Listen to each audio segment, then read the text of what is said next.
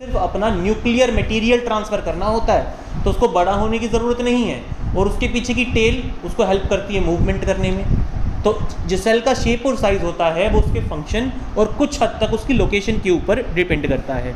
कुछ सेल्स जैसे कि अमीबा और ह्यूमन बींग्स के अंदर WBC वाइट ब्लड सेल्स, इन दोनों की शेप फिक्स नहीं होती, ये जब चाहे अपनी शेप चेंज कर सकते हैं, अमॉर्फस शेप के होते हैं ये, ठीक है। नर्व सेल्स की शेप फिक्स होती है। हमारे बॉडी में पाई जाने वाली सबसे लंबी सेल होती है नर्व सेल, ये 1 मीटर तक भी लंबी हो सकती है।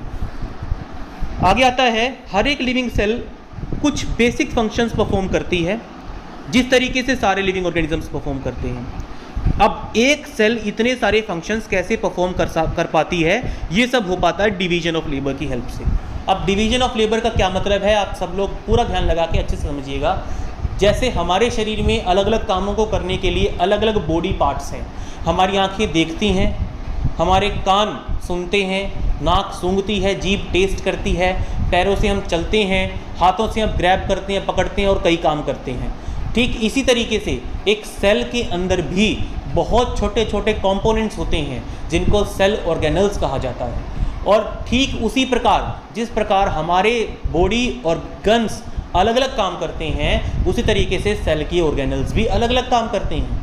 जिस तरीके से हमारे शरीर के पार्ट्स ने डिवीजन ऑफ लेबर कर रखा है, कामों को आपस में बांट रखा है, ठीक उसी प्रकार सेल के अंदर के सेल ऑर्गेनल्स ने भी काम को आपस में बांट रखा है। कोई वेस्ट मटेरियल को क्लियर करने का काम करता है, कोई एनर्जी प्रोवाइड करने का काम करता है, कोई चीज़ों को मैन्युफैक्चर करने का काम करता है, कोई सेल की शेप और साइज़ को चेंज करवाने में हेल्प करता है। तो सेल के अंदर अलग अलग ऑर्गेनल्स हैं जो अपना अपना निर्धारित काम करते रहते हैं। जिस तरीके से जैसे बताया है, जैसे हार्ट हमारा ब्लड पंप करता है, स्टमक फूड को डाइजेस्ट करता है, ठीक इसी तरीके से सिंगल सेल के अंदर भी सेल ऑर्गेनल्स होते हैं जिनका अपना अपना प्री स्पेसिफाइड फंक्शन होता है। ठीक है स्टूडेंट्स, और इन छोटे छोटे पार्ट्स को कहा जाता है सेल ऑर्गेनल।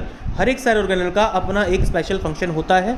जैसे कुछ नए मटेरियल्स बनाते हैं, कुछ सेल को साफ करते हैं, कुछ कोई काम करते हैं, कुछ कोई काम करते हैं। और यही कारण है कि सेल को स्ट्रक्चरल एंड फंडामेंटल यूनिट कहा जाता है। अब आप ध्यान सुनिएगा, अगर आपके टीचर आपसे पूछे या एग्जाम से में आपसे क्वेश्चन किया जाए कि why cell call the structural and fundamental unit of life, structural and functional unit of life, तो स्ट्रक्चरल यूनिट तो इसीलिए कहा जाता है क्योंकि लिविंग ऑर्गेनिजम्स सेल के मिलके बने होते हैं, और फंक्शनल यूनिट इसीलिए कहा जाता है क्योंकि जिस प्रकार एक पूरा कंप्लीट मल्टी सेल्यूलर ऑर्गेनिज्म के अलग अलग बॉडी पार्ट्स अलग अलग फंक्शन करते हैं, ठीक उसी प्रकार सेल के अलग अलग ऑर्गेनल्स भी अलग अलग फंक्शन करते हैं। जो बेसिक फंक्शन एक कंप्लीट ऑर्गेनिज्म करता है, वो सारे बेसिक फंक्शंस एक अकेला सेल भी कर सकता है, इसीलिए सेल को फंक्शनल यूनिट कहा जाता है। आगे आता है आपका what is cell made up of, what is the structural organization of a cell. Cell के अंदर कौन कौन से कंपोनेंट्स होते हैं, किस चीज़ से बना होता है, और उसके अंदर की स्ट्रक्चर कैसी होती है। सेल के अंदर बहुत छोटे छोटे कंपोनेंट्स होते हैं जिनको ऑर्गेनल्स कहा जाता है, ये तो हमने समझ लिया है। अब सेल के अंदर का ऑर्गेनाइजेशन हमें समझना है। जब किसी अच्छे माइक्रोस्कोप के नीचे हम सेल को ऑब्जर्व करते हैं तो हमें सेल के मुख्यतः मेन रूप से 3 पार्ट्स नज़र आते हैं। पहला तो होता है प्लाज्मा मेम्ब्रेन, जिसको सेल मेम्ब्रेन भी कहते हैं, दूसरा होता है न्यूक्लियस और तीसरा होता है साइटोप्लाज्म। सेल के अंदर जितनी भी एक्टिविटीज़ हो रही होती हैं उनमें उन सारी एक्टिविटीज़ में इन तीनों में से किसी न किसी पार्ट का योगदान ज़रूर होता है। इसके अलावा प्लांट सेल्स के अंदर और बैक्टीरियल सेल्स के अंदर एक और एडिशनल पार्ट पाया जाता है जिसको कहा जाता है सेल वॉल, जो कि प्लाज्मा मेम्ब्रेन से बाहर की तरफ मौजूद होता है। तो इन सारे कंपोनेंट्स के बारे में 4 कंपोनेंट्स हो गए हैं हमारे, एक तो प्लाज्मा मेम्ब्रेन, एक न्यूक्लियस, साइटोप्लाज्म और एक सेल वॉल। तो सबसे पहले हम पढ़ेंगे इन कंपोनेंट्स में से प्लाज्मा मेम्ब्रेन या फिर सेल मेम्ब्रेन के बारे में। जो प्लाज्मा मेम्ब्रेन होती है स्टूडेंट्स, वो सेल की सबसे आउटरमोस्ट, सबसे बाहरी कवरिंग होती है जो सेल के कंपोनेंट्स को एक्सटर्नल एनवायरनमेंट से सेपरेट करती है। जिस तरीके से हमारी स्किन है, हमारी खाल हमारे अंदर के बॉडी कंपोनेंट्स को बाहर के कंपोनेंट से अलग रखती है। जहाँ पे हमारी स्किन शुरू होती है, ठीक है, वो एक बाउंड्री लाइन का काम करती है हमारे शरीर के अंदरूनी हिस्सों और बाहरी एनवायरनमेंट के बीच में। ठीक यही काम सेल के लिए प्लाज्मा मेम्ब्रेन करती है। It acts as a barrier between external environment and the cell contents. Plasma membrane जो होती है, इसका एक और काम होता है, बहुत ही इंपॉर्टेंट काम होता है, ये entry and exit of materials को कंट्रोल करती है। कौन सा मटेरियल सेल के अंदर जाएगा और कौन सा मटेरियल सेल से बाहर आएगा, वो सारा कंट्रोल प्लाज्मा मेम्ब्रेन के पास ही होता है। ये सेलेक्टेड मटेरियल्स की मूवमेंट ही होने देती है और बाकी जो वेस्ट मटेरियल्स होते हैं जो सेल को नहीं चाहिए उनको सेल के अंदर नहीं जाने देती, और जो सेल को चाहिए उनको सेल से बाहर नहीं निकलने देती। इसीलिए इस मेम्ब्रेन को सेलेक्टिवली परमिएबल मेम्ब्रेन कहा जाता है। अगर कोई आपसे पूछे कि प्लाज्मा मेम्ब्रेन को सेलेक्टिवली परमिएबल मेम्ब्रेन क्यों कहा जाता है, क्योंकि ये सेलेक्टेड मटेरियल्स को ही एंटर और एग्जिट करने देती है सेल में से। आगे आता है सेल सब्सटेंसेस का मूवमेंट कैसे होता है सेल के अंदर और बाहर, ठीक है। How do different gases and water move in and out of the cell, ये हमारा क्वेश्चन है। कार्बन डाइऑक्साइड और ऑक्सीजन जो ये गैसेज होती हैं, ये सेल मेम्ब्रेन के अक्रॉस मूव करती हैं एक प्रोसेस के जरिए जिसको कहा जाता है डिफ्यूजन। देखिए डिफ्यूजन का मतलब क्या होता है, ध्यान से समझिएगा। Diffusion is a process in which materials move from region of high concentration to region of low concentration. जैसे कि मैं आपको डिफ्यूजन का एक छोटा सा एग्जांपल समझाता हूँ। मान लीजिए ये एक आपने अपरेटस ले रखा है, ये अपरेटस आपने ले रखा है, इधर बीकर 1 में आपने सोल्ट सॉल्यूशन डाल रखा है और बीकर 2 में आपने शुगर सॉल्यूशन डाल रखा है, और यहाँ से आपने इसको खोल रखा है।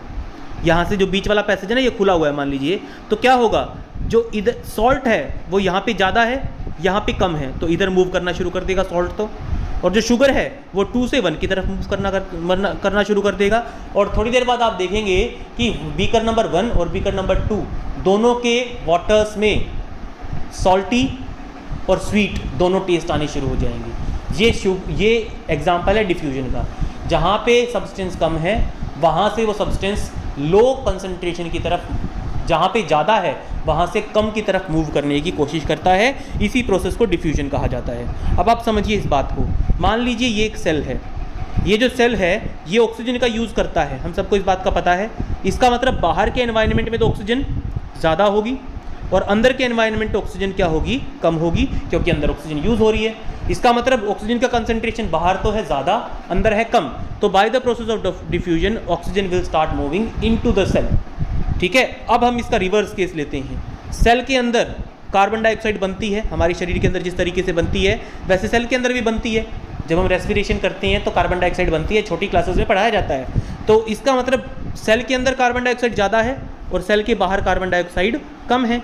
तो carbon dioxide will start moving from high concentration, यानी अंदर से लो कंसंट्रेशन, बाहर की तरफ मूव करेगी carbon dioxide. This is how diffusion of gases takes place in and out of a cell, ठीक है। ये सारी जो प्रोसेस है ये यहाँ पे समझा रखी है। इस पूरी प्रोसेस को हम डिफ्यूजन कहते हैं, ठीक। यही काम वाटर के साथ भी होता है, लेकिन वाटर के मूवमेंट को एक स्पेशल नाम दिया गया है, दिस इज ओस्मोसिस। अब ये ओस्मोसिस क्या होता है, देखिए osmosis is a special case of diffusion. ध्यान रखिएगा, समझिएगा आप इस बात को। Osmosis is a special type of diffusion.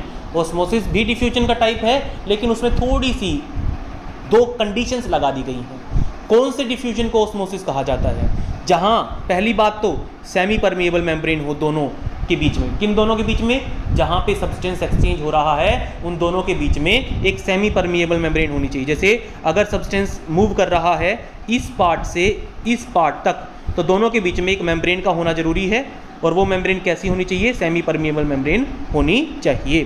दूसरा, मूवमेंट किस चीज़ का होगा, वाटर का।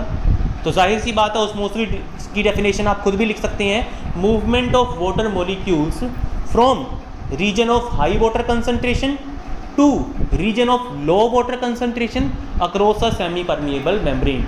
जब वाटर का मूवमेंट होता है एक सेमी परमिएबल मेम्ब्रेन के आर पार हाई वाटर कंसंट्रेशन से लो वाटर कंसंट्रेशन की तरफ, तो उसको क्या कहा जाता है, ओस्मोसिस कहा जाता है, ठीक। यही काम हमारे घर के आरओ का आप नाम आपने सुना होगा, जो पानी साफ करने वाला होता है, आरओ वाटर प्योरीफायर, उसके अंदर भी कुछ ऐसा ही होता है लेकिन उल्टा। इसलिए आरओ का फुल फॉर्म होता है रिवर्स ओस्मोसिस वाटर प्योरीफायर, उसमें उल्टा होता है। वो कभी जब आपके सिलेबस में आएगा तब आपको बताएंगे। आगे आता है तो ओस्मोसिस में क्या होता है, वाटर का मूवमेंट होता है हाई वाटर कंसंट्रेशन से लो वाटर कंसंट्रेशन की तरफ, और बीच में एक सेलेक्टिवली परमिएबल मेम्ब्रेन भी होती है। और ये कब तक होता है, जब तक इक्विलिब्रियम नहीं अटेन किया जाता। इक्विलिब्रियम अटेन करने का मतलब जब तक दोनों की कंसंट्रेशन बराबर नहीं हो जाती। मान लीजिए मैंने आपको दोबारा वही वाला सेटअप लेता हूँ, मैं यहाँ पे दोबारा वही वाला सेटअप ले लेता हूँ, ठीक है। तो यहाँ पे कब तक मूवमेंट होगा, यहाँ पे सॉल्ट, यहाँ पे शुगर, ये मूवमेंट कब तक होगा, जब तक कि दोनों के अंदर सॉल्ट और शुगर की कंसंट्रेशन बराबर नहीं हो जाती। जितना नमकीन पानी इधर वाला है उतना ही नमकीन पानी जब तक इधर वाला नहीं हो जाता तब तक मूवमेंट चलती रहेगी। और जब इक्विलिब्रियम अटेन हो जाएगा स्टूडेंट्स, उसके बाद भी मूवमेंट होगी लेकिन इक्वल। जितना सोल्ट उधर जाएगा उतना ही सोल्ट इधर आएगा, यानी इक्विलिब्रियम अटेन होने के बाद भी मूवमेंट होती है, लेकिन जितनी बाहर की तरफ होती है मूवमेंट उतनी ही अंदर की तरफ होती है, इसलिए उससे कोई फ़र्क नहीं पड़ता। आगे आता है, अगर किसी एनिमल या प्लांट सेल को शुगर या सॉल्ट सॉल्यूशन में डाल दिया जाए या फिर पानी में डाल दिया जाए तो क्या होगा। अब इसी चीज़ को हम डिस्कस करेंगे यहाँ पे हमारे पॉइंट नंबर 1, 2 और 3 में। यहाँ पे आपको 3 तरह के सॉल्यूशंस के बारे में बताया गया है। हाइपोटोनिक सॉल्यूशन क्या होता है, आइसोटोनिक सॉल्यूशन क्या होता है और हाइपरटोनिक सॉल्यूशन क्या होता है। इन चीज़ों के बारे में हम यहाँ पे पढ़ने वाले हैं। तो चलिए डिस्कस करते हैं। अगर आप किसी सेल को, if the medium surrounding the cell has a high water concentration then the cell, अगर सेल के बाहर वाटर की कंसनट्रेशन ज़्यादा है और सेल के अंदर वाटर की कंसनट्रेशन कम है तो इस तरह के सॉल्यूशन को कहा जाएगा हाइपोटोनिक सॉल्यूशन। और यहाँ पे जो वाटर है वो सेल के अंदर एंटर करेगा। क्यों एंटर करेगा? क्योंकि बाहर पानी ज़्यादा है और सेल के अंदर पानी कम है, तो water will move from outside to